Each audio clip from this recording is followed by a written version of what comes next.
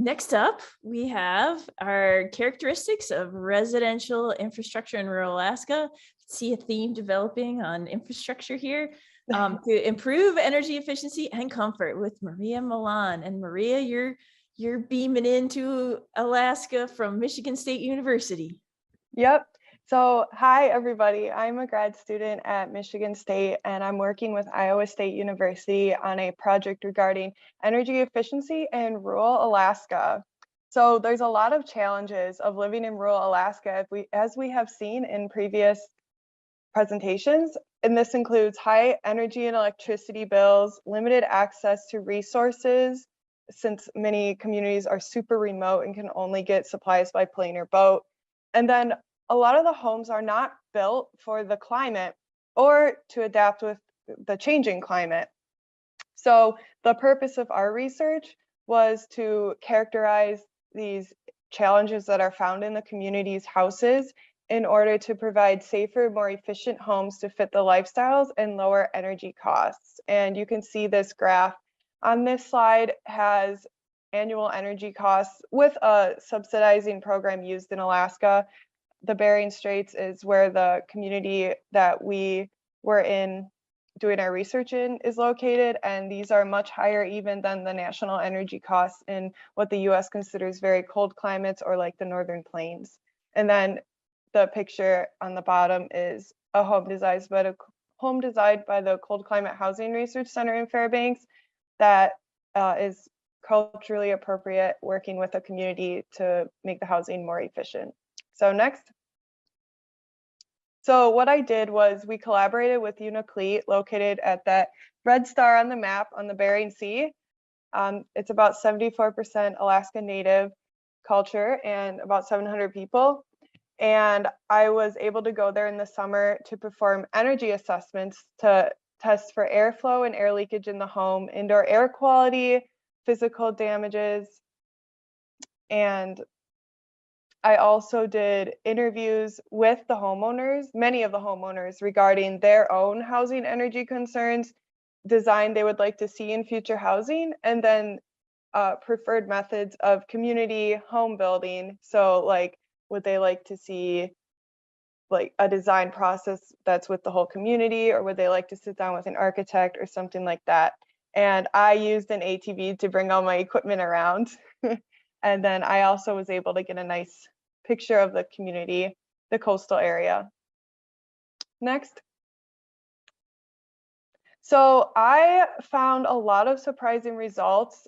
Physically, many of the homes that I went to, 27 in total, and then 22 interviews. A lot of the homes were very small.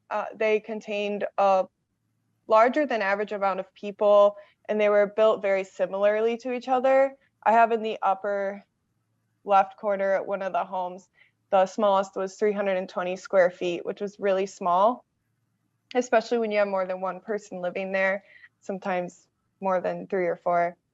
So the interior of homes, there was boilers and central furnaces mainly heated the homes. Wood stoves were supplementary, and many people who had wood stoves said they used them a lot. Lack of space was very common. A lot of people would like more space, especially in their kitchen. And for indoor air quality, continually there was a high presence of CO2, which is indicative of possible health problems that could be caused by CO2, such as upper respiratory and asthma. And I had a data logger here in the bottom right. This is actually a very high reading I found in a smaller home. And it also coincided with the amount of mold that I saw.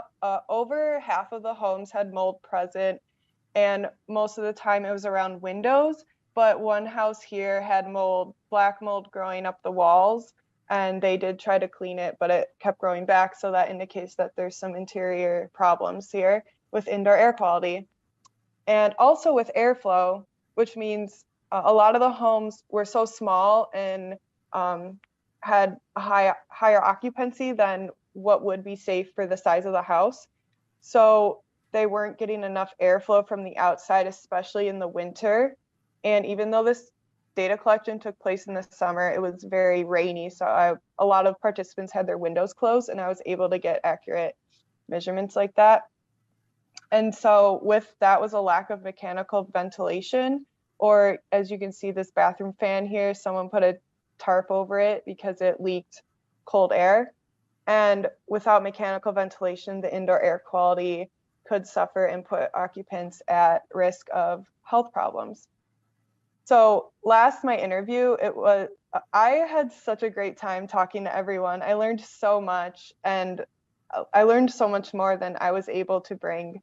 And so high energy costs, a lot of people just really high, lots of oil burning in the winter in their boilers. And if they use the wood stove, that helped, but it was still a lot of high energy costs. Many people would like to see solar panels on their roofs, and community design processes where the community is more involved in the design of their houses. So I am very excited to use this data in my thesis, but mostly to try to continue my research in my career. So I'm currently looking for jobs that research similar to this, where I could just help these communities because I was very impacted.